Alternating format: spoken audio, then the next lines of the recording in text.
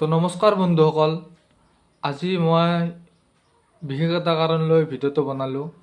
আৰু আমি সকলোৱে জানো আমাৰ মৰমৰ জুবিন দাই এতিয়ালৈকে ন্যায় পোৱা নাই। আৰু মই এইটোৱে ভাবোঁ, জুবিন দাই যদি ন্যায় পোৱা নাই আৰু এই অসমতনো কোনে ন্যায় পাব।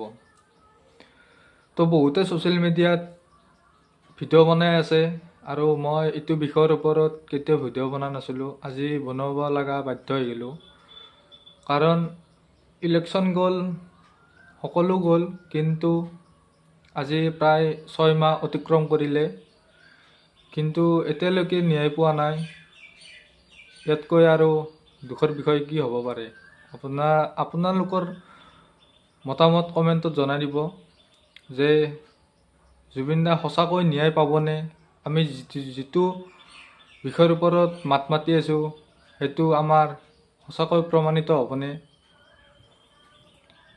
নমস্কাৰ, আজি মোৰ এইখিনিয়ে ক'ব লগা আছিল।